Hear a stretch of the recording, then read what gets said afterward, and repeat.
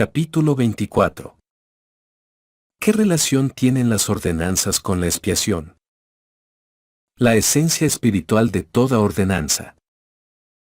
Hace algunos años, el gerente de nuestro despacho de abogados depositó por error 2 de mis pagos de nómina en la cuenta bancaria de mi secretaria. Al poco recibí una llamada embarazosa del banco. Habían rechazado mis cheques por no tener fondos suficientes. Por buenas que hubieran sido mis intenciones, no había habido el dinero necesario en mis cuentas en el momento justo para cubrir las cantidades de los cheques emitidos. De manera semejante, si no hubiera habido expiación, todo bautismo, todo matrimonio, toda ordenanza, sería como un cheque extendido con cargo a una cuenta vacía. Sencillamente, no habría fondos para pagar la suma exigida, para limpiarnos en el momento del bautismo, para sellarnos en el momento de celebrarse el matrimonio, ni para resucitar en la segunda venida. Sin la expiación, todas las ordenanzas del Evangelio podrían tener un sello que dijera sin fondos, en negrita y en grandes letras. La expiación es lo que aporta la vida, el aliento y la esencia a cada principio y ordenanza del Evangelio. Es el banco espiritual, la carta de crédito, que nos permite retirar los fondos necesarios para el rescate y satisfacer así las demandas de la justicia. A este respecto, el elder George F. Richards enseñó: las ordenanzas del Evangelio poseen una virtud intrínseca en razón de la sangre expiatoria de Jesucristo, y sin ella, no habría virtud para la salvación en ellas. Por consiguiente, si deseamos entender mejor una ordenanza de salvación y su simbolismo, convendría preguntarse: ¿qué relación guarda esta ordenanza con la expiación de Jesucristo? El sacrificio y las ofrendas. La primera ordenanza instituida entre los hombres fue el sacrificio de animales. Adán había recibido el mandato de ofrecer las primicias de su rebaño. Esta ordenanza estaba diseñada para dirigir los pensamientos y la atención del hombre al punto neurálgico de la historia: la expiación. El ángel afirmó ante Adán: esto es una semejanza del sacrificio del unigénito del Padre, el cual es lleno de gracia y de verdad. El Señor se apresuró a concentrar los esfuerzos espirituales, emocionales e intelectuales del hombre en ese acontecimiento de la mayor importancia. El sacrificio de animales fue uno de los primeros mandamientos de Dios al hombre mortal. La intención subyacente de la ordenanza sacrificial era dirigir los pensamientos y poderes reflexivos hacia la expiación.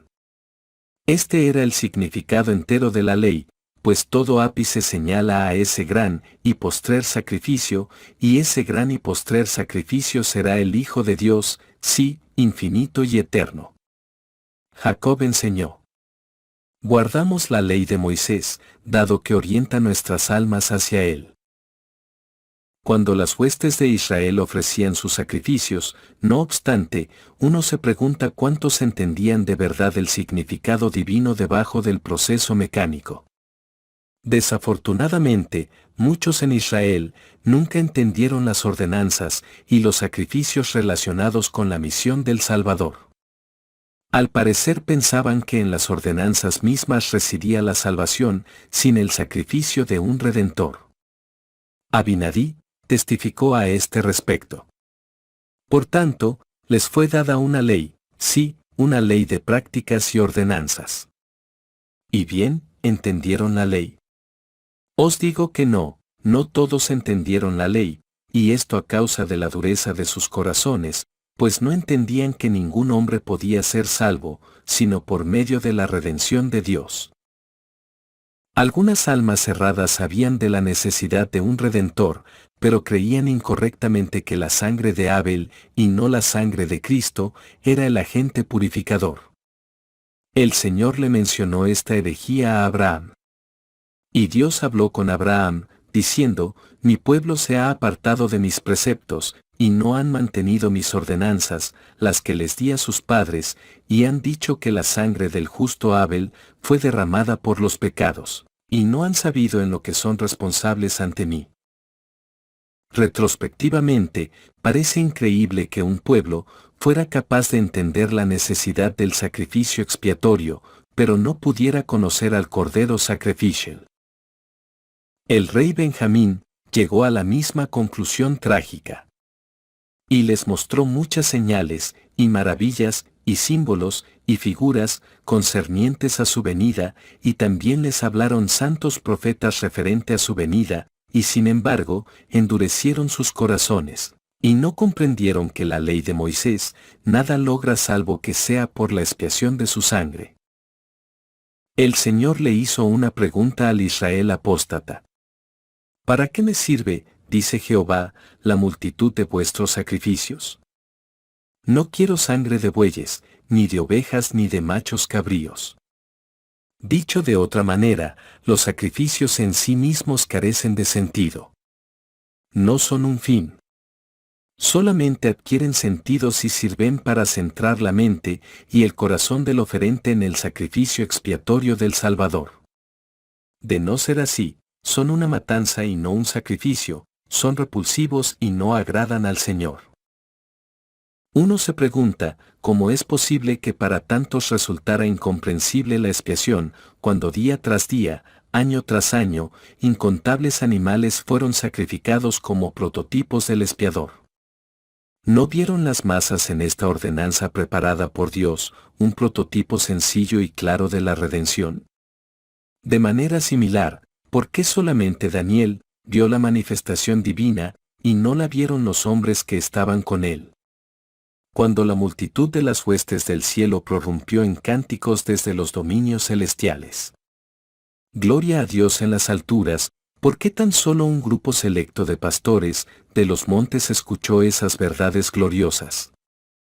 Probablemente la estrella era visible para todos, pero ¿por qué fueron únicamente los magos quienes la siguieron desde Oriente? ¿Por qué no fueron multitudes desde aquellos horizontes lejanos? Allí estaba Saulo en el camino a Damasco, pero ¿por qué entre sus compañeros de viaje fue él en solitario el único que testificó plenamente del Señor resucitado? Porque los acontecimientos espirituales pueden discernirse solamente con los sentidos espirituales. Una y otra vez se reafirma esta verdad multisecular y de primera ley. Los episodios proféticos y las ordenanzas espirituales pueden entenderse únicamente por medios espirituales. Cualquier intento de entender desprovisto del espíritu, sean cuales sean la capacidad cerebral, los estudios universitarios o la experiencia según el mundo, es sencillamente inútil. Afortunadamente, hay algunos que sí entendieron la importancia espiritual de los sacrificios. Durante 400 años, todo creyente que alzó el cuchillo para matar al primogénito de su rebaño puede haberse identificado, por un instante, con el Padre de todos nosotros.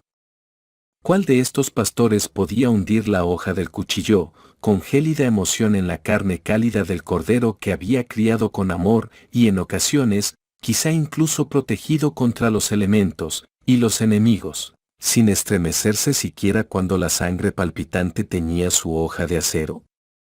En semejante ocasión, los corazones de la oveja y del pastor se veían desgarrados. Tan significativo como era el simbolismo de la ocasión, sin embargo, la lección perdurable no pertenecía a la mente, sino al corazón. Nunca podremos entender el ferviente simbolismo de este acontecimiento aplicando exclusivamente la fría lógica, hay que sentirlo. Todo ganadero que haya mirado al futuro con un redentor en el horizonte pasaría por su propia catarsis espiritual, sentiría su propio corazón roto. Mediante esta experiencia, el oferente empezaría a sentir, por sutiles que fueran sus estremecimientos, la profundidad del sacrificio que habría de producirse en el meridiano de los tiempos. La ordenanza antigua del sacrificio incluía todos los elementos y los símbolos necesarios para enseñar las verdades fundamentales de la expiación. Las primicias del rebaño representaban al primogénito de la deidad. El Salvador, como la ofrenda obligatoria en el Israel de la antigüedad, tenía que ser sin defecto. Ningún hueso podía quebrarse. El sacrificio debía ser sin defecto para ser aceptado. La ofrenda había de ser voluntaria. Moisés declaró: de su voluntad lo ofrecerá.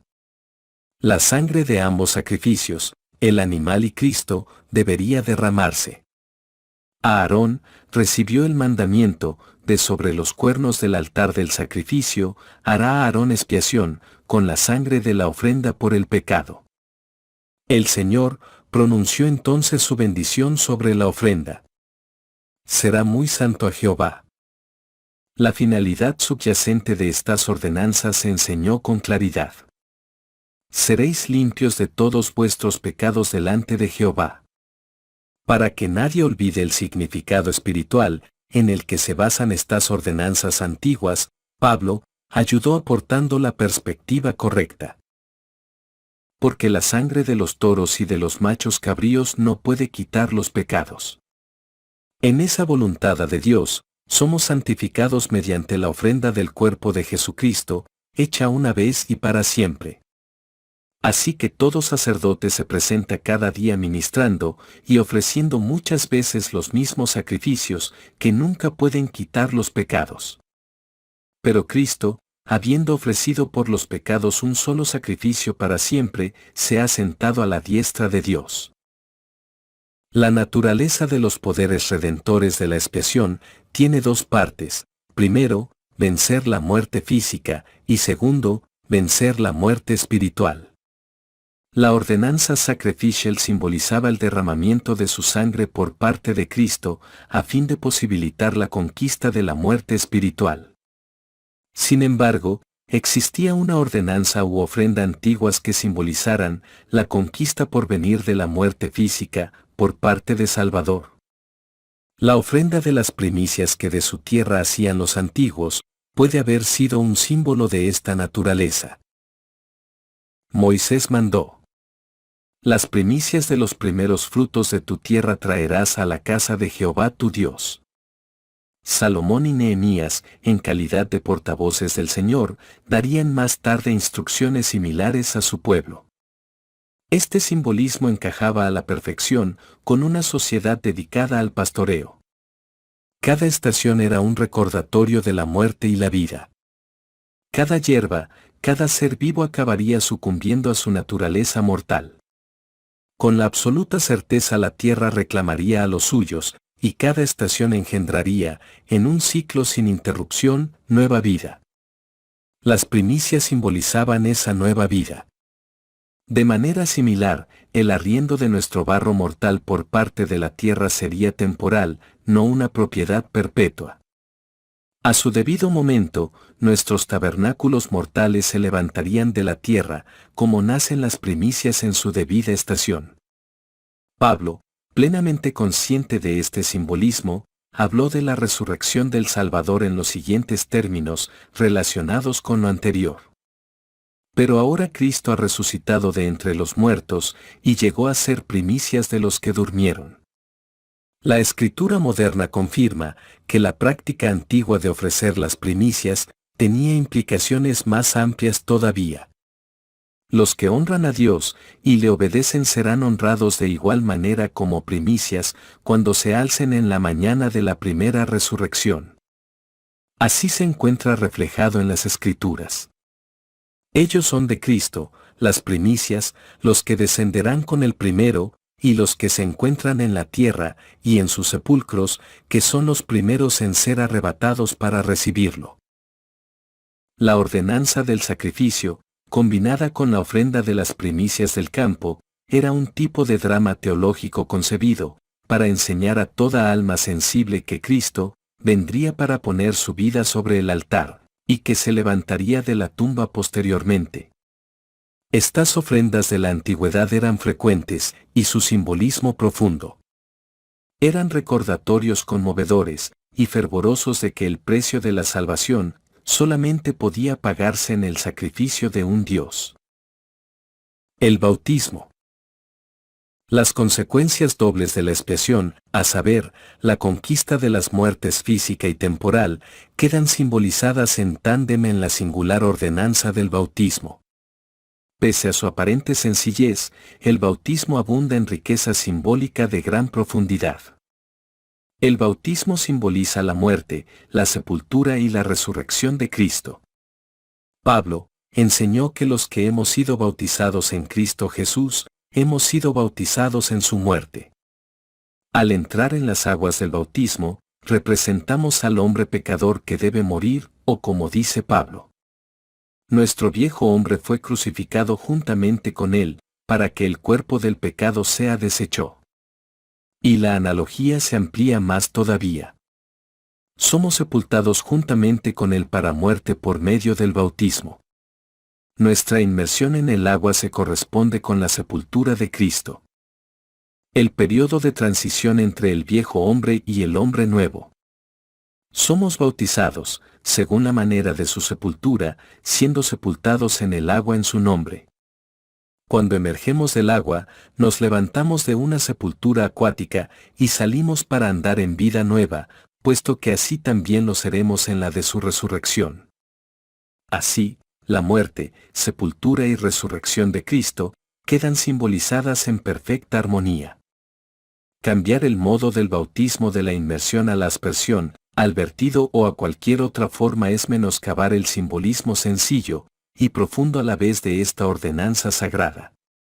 Por ello el bautismo verdadero ha de llevarse a cabo única y exclusivamente por inmersión. Existen dos agentes purificadores naturales conocidos para el hombre, el agua y el fuego.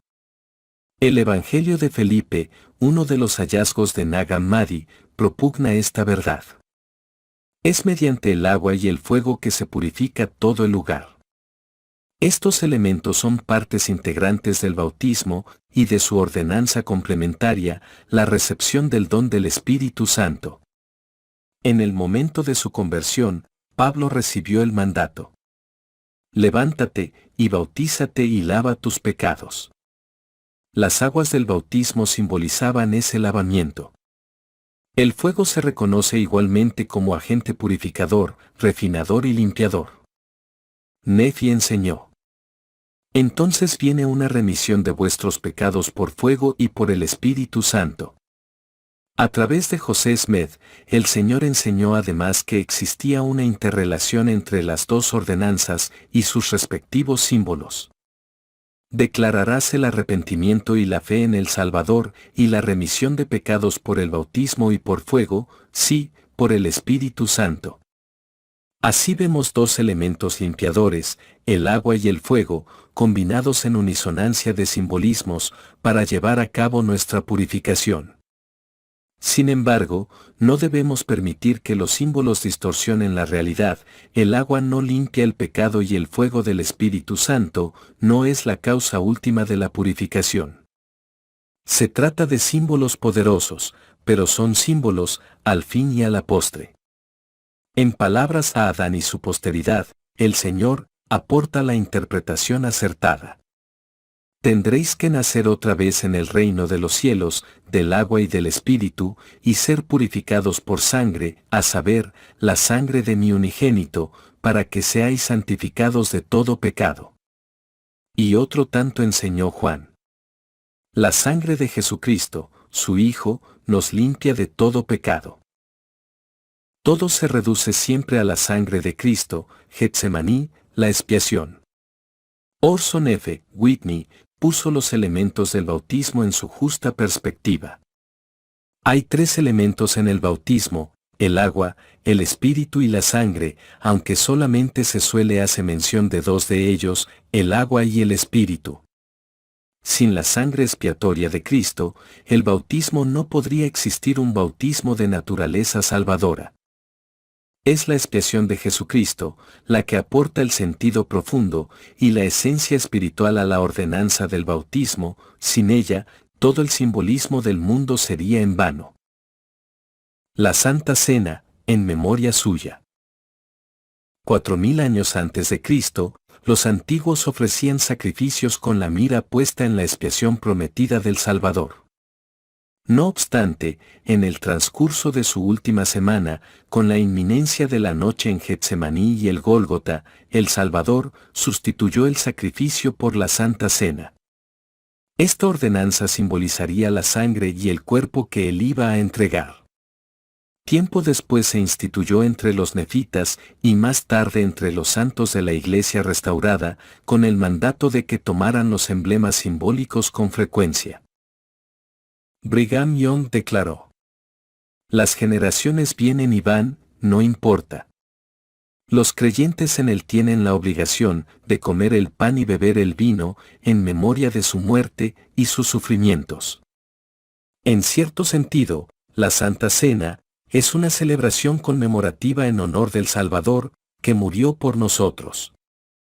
Es como si Kipling hubiera hablado escritura cuando estos versos salieron de su pluma. El tumulto y el griterío fenecen, capitanes y reyes parten, pero aún permanece tu sacrificio antiguo, un humilde y contrito corazón. Señor Dios de las huestes, permanece con nosotros un poco más, para que no olvidemos.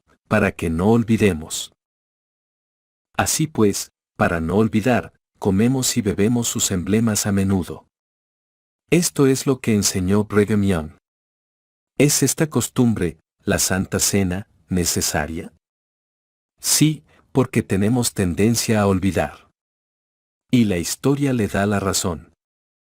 En tan solo una generación, tras la muerte de Josué, las Escrituras afirman que el pueblo ya había olvidado la obra que el Jehová había hecho por Israel. Asimismo, las Escrituras continúan narrando que apenas transcurrido un breve periodo de tiempo desde entonces, no se acordaron los hijos de Israel de Jehová su Dios, que los había librado de todos sus enemigos de alrededor. Con qué celeridad se desdibujan nuestros recuerdos. Esa fue la observación hecha por Mormón, mientras trabajaba en el compendio de las planchas de Nefi. Así vemos cuán rápidamente se olvidan del Señor su Dios, los hijos de los hombres.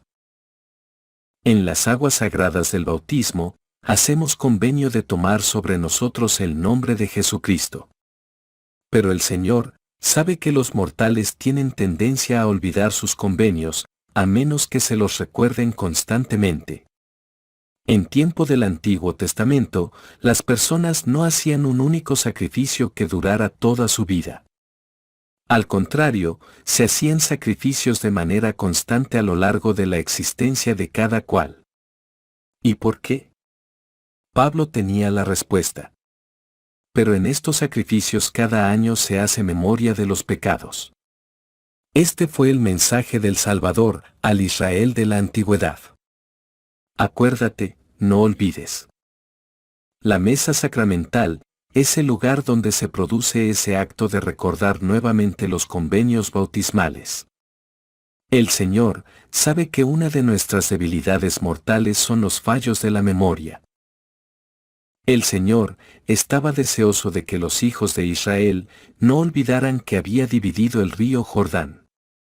A modo de recordatorio, se mandaba a todas las tribus que tomaran una piedra del río y la colocaran en un lugar del campamento previamente designado al efecto. El Señor entonces decretó: estas piedras serán un monumento conmemorativo para los hijos de Israel para siempre. Cada vez que ellos o sus descendientes miraban aquel monumento pétreo, este se convertía en un recordatorio tangible de que Dios los había librado en su momento de necesidad. Tales monumentos mantienen vivo el heroísmo de actos pretéritos. El alto obelisco del monumento a Washington, la rotonda de mármol del monumento a Jefferson, o la sencilla cruz blanca del cementerio de Arlington, cada uno de estos monumentos inspira una profunda reflexión y una reverencia solemne por el pasado. De igual manera, la Santa Cena constituye un monumento a la expiación de Cristo. La fiesta de la Pascua se instituyó en parte para recordarles a los israelitas que el ángel destructor pasó de ellos por la sangre de cordero que impregnaba los postes de sus puertas. Esta era la señal de la sangre del Mesías que podía salvarles espiritualmente. a fin de que no olvidaran este episodio que salvó vidas en Egipto y el acontecimiento del que era la prefiguración, el Señor les mandó. Y habréis de conmemorar este día, y lo celebraréis como fiesta solemne a Jehová durante vuestras generaciones. Del mismo modo, la Santa Cena está pensada para constituir un recordatorio físico del amor y el poder salvífico de Dios por todas las generaciones. Cuando comemos y bebemos con verdadera intención, la Santa Cena atrae, canaliza y centra nuestros pensamientos espirituales en la esencia del Evangelio, la expiación, simbolizada por el pan, símbolo de su cuerpo, y el agua, símbolo de su sangre. El Salvador enseñó esta verdad. Haced esto en memoria de mí.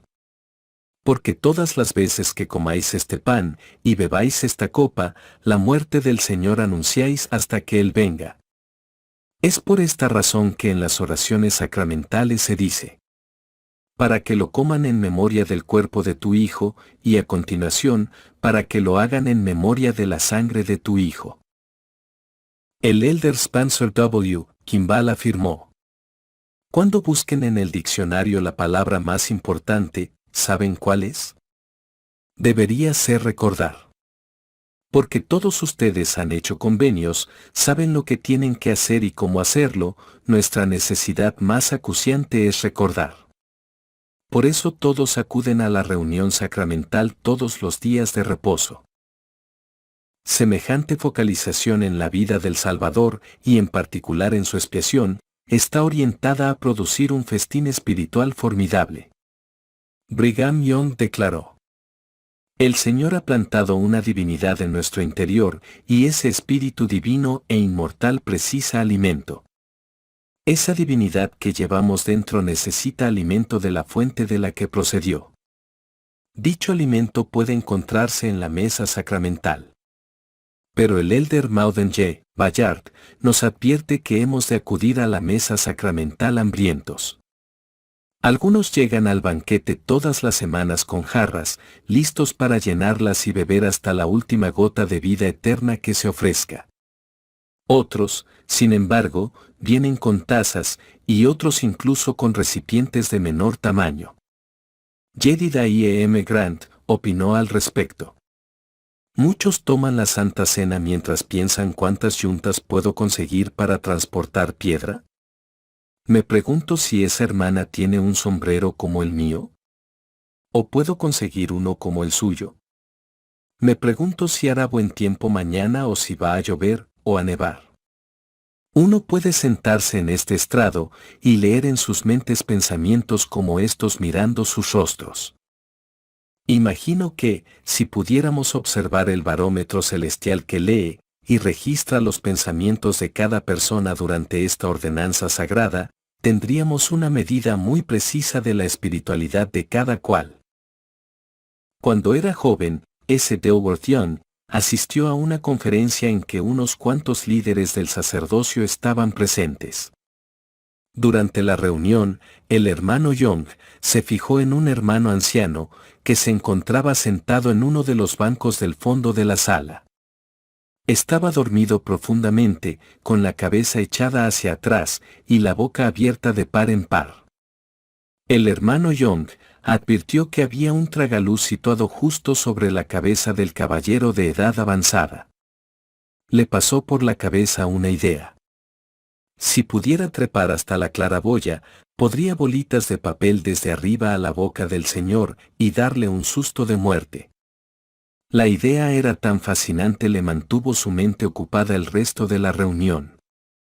Finalmente, esta terminó, y al ofrecerse la última oración, todos se levantaron para marcharse. El elder Young se encontró detrás de un hombre visiblemente conmovido. El hermano en cuestión se dirigió al hombre que tenía al lado y le dijo: menudo banquete espiritual hemos tenido hoy. El elder Young se dijo a sí mismo: Dilworth, ¿dónde has estado cuando se sirvió el banquete? Todas las semanas se sirve un festín en la reunión sacramental. Los discursantes, los músicos y las oraciones son partes integrantes de esta reunión, pero no son el plato principal. La música puede resultar desafinada, los oradores, monótonos, pero los que acudan hambrientos a la mesa sacramental todavía pueden saciarse. Cualquier hombre o mujer que viene a la reunión sacramental con hambre y sed de alimento espiritual hallará refrigerio y nutrición para su alma. El Salvador prometió a los nefitas: y si os acordáis siempre de mí, tendréis mi espíritu para que esté con vosotros. Más tarde, mediante la repetición, les prometió que todos los que coman y beban de sus emblemas adecuadamente, su alma nunca tendrá hambre ni sed, sino que será llena. Cuando recordamos la expiación y reflexionamos sinceramente sobre su sacrificio y su amor, nuestras almas se llenan de agradecimiento, paz y un sentimiento de autoestima que proviene de ser uno con el Salvador.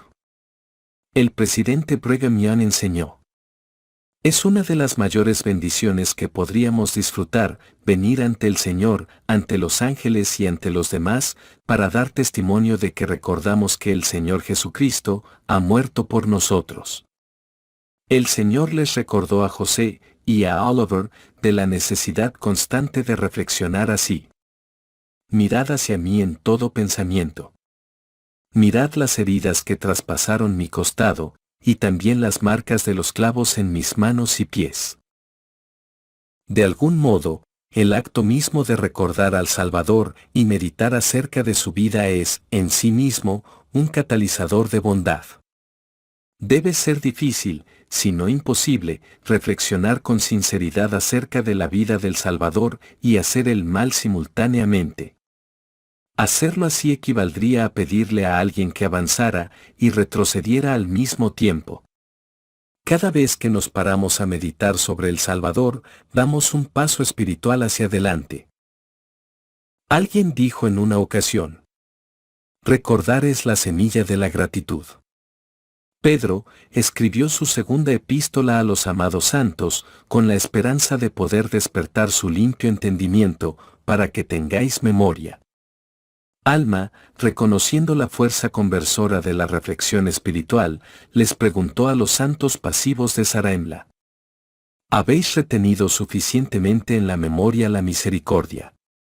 El rey Benjamín, después de su sermón sobre la expiación, le rogó a su pueblo: oh hombre, recuerda, y no perezcas.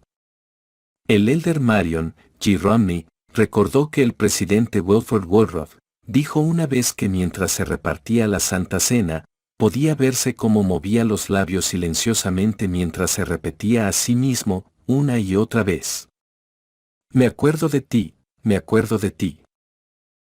El Amán, un padre sabio, entendía el sencillo, pero profundo poder de recordar.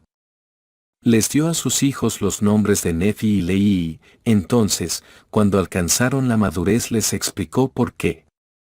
He aquí, hijos míos, quiero que os acordéis de guardar los mandamientos de Dios, y quisiera que declaraseis al pueblo estas palabras. He aquí, os he dado los nombres de nuestros primeros padres que salieron de la tierra de Jerusalén, y he hecho esto para que cuando recordéis vuestros nombres, los recordéis a ellos, y cuando os acordéis de ellos, recordéis sus obras, y cuando recordéis sus obras, sepáis que eran buenos. Por lo tanto, hijos míos, quisiera que hicieseis lo que es bueno, a fin de que se diga, y también se escriba, de vosotros, así como se ha dicho y escrito de ellos. El Amán sabía que cuando sus hijos pensaran en las vidas y las buenas obras de sus homónimos, crecería en sus corazones un deseo de hacer lo mismo. El Amán invitó entonces a sus hijos a recordar algo todavía más importante. Recordad que no hay otra manera ni medio por los cuales el hombre pueda ser salvo, sino por la sangre expiatoria de Jesucristo. Sí, recordad que Él viene para redimir al mundo. El Amán concluyó su sermón a sus hijos con un doble recordatorio. Recordad, hijos míos, recordad que es sobre la roca de nuestro Redentor, el cual es Cristo, el Hijo de Dios, donde debéis establecer vuestro fundamento, un fundamento sobre el cual, si los hombres edifican, no caerán. mormón, que compendió estos anales, leyó el relato biográfico de estos hijos extraordinarios y concluyó con este homenaje tan adecuado. Y se acordaron de sus palabras. Gerald Lund compartió el relato de lo que había leído acerca de un monitor de escalada, Alan Chankesh, que regentaba una escuela de alpinismo en Colorado. A modo de contexto, el hermano Lund explicó que el aseguramiento es el sistema de seguridad que emplean los montañeros, el cual consiste en que un escalador ancla la cuerda y asimismo a fin de estar mejor preparado, para sostener a su compañero en caso de producirse una caída. El hermano Lund citó a continuación el relato original de la ocasión en la que Senkus estuvo cerca de la muerte. El aseguramiento le ha brindado a Senkus su mejor y su peor momento en el alpinismo. Senkus cayó una vez desde un precipicio muy alto, arrancando 3 soportes mecánicos y arrastrando a su asegurador desde una cornisa. Frenó, cabeza abajo, a 10 pies del suelo cuando su asegurador, miembros extendidos de par en par, detuvo la caída con la fuerza de sus brazos extendidos. Don me salvó la vida, dice Senkus. ¿Cómo se responde a un joven como ese? ¿Se le da una cuerda de escalada de segunda mano por Navidad? No, te acuerdas de él. Siempre te acuerdas de él. Qué pensamiento más sencillo, a la vez que conmovedor, recordarle siempre. Como comenta el hermano Lund. Esas son las palabras exactas del convenio sacramental. La Santa Cena, un momento para la introspección y el compromiso. La Santa Cena es también un momento para la introspección profunda y la autoevaluación. Pablo exhortó así. Por tanto, examínese cada uno a sí mismo, y coma así del pan, y beba de la copa. La Santa Cena es un momento en que no nos limitamos a recordar al Salvador, también comparamos nuestra vida con la del gran ejemplo. Es un momento de apartar cualquier autoengaño, es un momento de verdad absoluta y sublime. Todas las excusas, todas las fachadas deben descartarse, permitiéndose que nuestro espíritu, tal y como es en realidad, esté en comunión, espíritu, con nuestro Padre. En este momento nos erigimos en nuestros propios jueces, contemplando cómo son nuestras vidas en realidad y cómo deberían ser. David debe haberse sentido así cuando imploró. Escudriñame, oh Dios, y conoce mi corazón, pruébame y conoce mis pensamientos. Y ve si hay camino de perversidad en mí, y guíame por el camino eterno. El elder David, o Mackay, aisló los 2 elementos clave de la adoración. La enseñanza y la meditación, pero de los 2, el más provechoso introspectivamente es la meditación. Es durante la Santa Cena que se nos presenta la oportunidad suprema para la meditación, la introspección y la autoevaluación. Es un momento para meditar en nuestro corazón. Es en el transcurso de esos momentos solemnes y sagrados que la Santa Cena se convierte en un espacio de compromiso, donde podemos tomar la firme decisión de poner nuestras vidas en orden de acuerdo a la norma divina, de la cual nos hemos desviado. No solo es el Salvador el Maestro entre maestros, el líder entre líderes, sino que también es el Maestro psicólogo. Sabe que en nuestra debilidad necesitamos comprometernos, no solo una vez en el bautismo, sino con frecuencia a partir de entonces. Todas las semanas, todos los meses, todos los años, cuando alargamos la mano para comer y beber de los emblemas, nos comprometemos por nuestro honor, si sirve de algo, a guardar sus mandamientos, y poner nuestra vida en armonía con las normas divinas. En un sentido, nos volvemos como los israelitas de antaño, de los que Josué afirmó. Vosotros sois testigos, contra vosotros mismos de que habéis elegido a Jehová para servirle. Y en las Escrituras se encuentra la respuesta del pueblo. Ellos respondieron. Testigos somos. Durante la Santa Cena, nos convertimos en testigos contra nosotros mismos cada vez que extendemos la mano. No puede haber justificaciones en una fecha posterior, que contemplamos, que consideramos, pero que no lo cometimos. El acto físico supera cualquier excusa que podamos poner. Es nuestra firma vinculante estampada en el contrato celestial. La Santa Cena es un momento para reflexionar con verdadera intención acerca de la vida del Salvador, para examinar nuestras vidas y compararlas con su ejemplo perfecto, y entonces decidirnos con determinación a cerrar la brecha que separa a ambas. Pero no es fácil. Afortunadamente, existe un poder divino para ayudarnos en estas decisiones. Es el poder del amor del Salvador, el cual se manifestó tan visiblemente en su expiación. Su amor es como un imán espiritual que nos atrae hacia arriba. Nefi escribió: Él no hace nada a menos que sea para el beneficio del mundo, porque Él ama al mundo, al grado de dar su propia vida, para traer a todos los hombres a Él. En efecto, la expiación tiene un poder de atracción. El elder Joseph Fielding Smith opinó al respecto. La ordenanza, la Santa Cena, tiene una tendencia a atraer nuestras mentes y a apartarlas de las cosas del mundo para centrarla en las cosas que son espirituales, divinas y celestiales. En estos momentos sagrados y meditativos de la Santa Cena, cuando nuestros espíritus se hallan sometidos a tensión debido al incremento de conocimiento y aceptación espirituales, vislumbramos más claramente el significado de su sacrificio y su amor. Mientras nuestros pensamientos retornan hacia Él, se produce una cierta atracción gravitatoria de espíritu a espíritu que nos atrae hacia el cielo.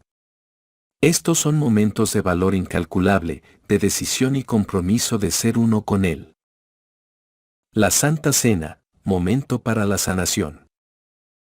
La Santa Cena es también un momento de sanación espiritual.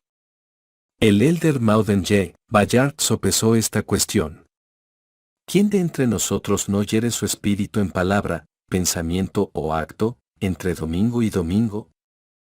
Hacemos cosas por las que nos causan pesadumbre y deseamos que nos perdonen. Puede que en ocasiones hayamos ofendido a alguien, o pronunciado palabras de las que quisiéramos retractarnos, o descuidado el pago de diezmos y ofrendas, o sido maestros orientadores negligentes, o no hayamos dado lo mejor de nosotros en nuestro servicio eclesiástico. Algunos puede que, pese a saber que son correctas, hayan dejado de obedecer la palabra de sabiduría, o hayan quebrantado las normas de castidad. A cada uno de nosotros que no hemos estado a la altura de un modo u otro, el elder Bayard ha ofrecido esta esperanza gloriosa. Si en nuestros corazones sentimos lo que hemos hecho, que quisiéramos que nos perdonaran, entonces, acudamos a la mesa sacramental, donde si nos hemos arrepentido con sinceridad, y hecho lo necesario para mejorar nuestra situación, seremos perdonados, y la curación espiritual entrará en nuestras almas. Soy testigo de que en torno a la administración de la Santa Cena hay un espíritu que llenará de calidez el alma, de los pies a la cabeza, sentirán cómo sanan las heridas del espíritu y se levantará la carga de sus hombros. En estos momentos, cobran vida las palabras de Isaías. Por sus heridas fuimos nosotros sanados. La Santa Cena administra el bálsamo curativo al alma herida. Las ordenanzas del templo. La ordenanza del bautismo abre las puertas del reino celestial. Nefi se refirió a esta puerta cuando dijo: porque la puerta por la cual debéis entrar es el arrepentimiento y el bautismo en el agua. Son las ordenanzas del templo, no obstante, las que abren la puerta de la exaltación. El presidente Brigham Young así lo declaró. Permítanme ofrecerles una definición abreviada. Su investidura es recibir todas esas ordenanzas en la casa del Señor, que ustedes necesitan, después de dejar esta vida, para regresar a la presencia del Padre, pasando ante los ángeles centinelas, y ganar su exaltación eterna. Joseph Fielding Smith añadió su propio testimonio. No podéis recibir una exaltación hasta que hayáis hecho convenios en la casa del Señor y recibido las llaves y autoridades que ahí se confieren, y no pueden darse en otro lugar en la tierra hoy en día. Moisés enseñó a los hijos de Israel que sin las ordenanzas del templo no podían ver la faz de Dios, sí, el Padre, y vivir. Entonces procuró santificar al pueblo con estas ordenanzas mayores. Tristemente, debido a la dureza de sus corazones, perdieron ese privilegio. El Señor les concedió a los israelitas, pese a todo, el privilegio de construir un templo en forma de tabernáculo portátil, donde podían realizarse ordenanzas menores. El apóstol Pablo enseñó que la ley menor, llamada ley de Moisés, era un ayo para llevarnos a Cristo. En consecuencia, el tabernáculo se diseñó de tal manera que, como enseña el sistema educativo de la Iglesia, en una presentación de diapositivas dedicada a los templos, su ubicación, el mobiliario, la vestimenta, todos los detalles fueron concretados por el Señor para dar testimonio, en tipología, simbolismo y similitud de Jesucristo y su sacrificio expiatorio. La puerta del atrio del tabernáculo estaba hecha de lino fino torcido blanco, azul, púrpura y carmesí. El blanco simbolizaba la pureza, el azul representaba los cielos, el púrpura la realeza de Cristo y el carmesí la sangre que se derramaría en Getsemaní.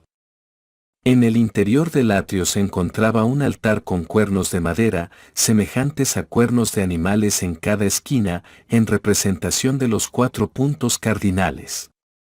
El objetivo era recordarle al pueblo el poder salvífico global del Cristo, quien recibiría el nombre de cuerno de salvación.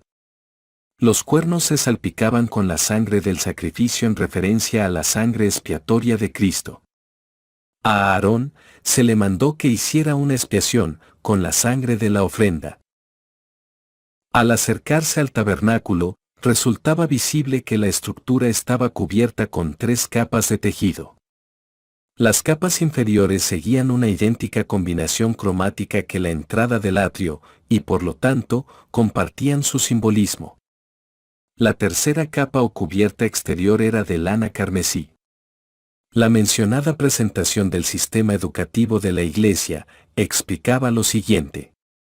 La importancia de esta cortina parece estar vinculada con la idea de que el Cordero de Dios, la lana y su sangre expiatoria, el color carmesí, cubrían los pecados de Israel, cuya expiación se llevaba a cabo en el interior de esa estructura sagrada. En el interior del lugar santísimo se encontraba el arca del pacto. La tapa de madera del arca estaba cubierta de una única capa de oro. 2 querubines, cubiertos con una idéntica capa dorada, tenían las alas extendidas para proteger el arca. No hay que interpretar las alas de forma literal, ya que eran más bien una representación de poder y simbolizaban el poder salvífico de la expiación. La tapa del arca recibía el nombre de propiciatorio.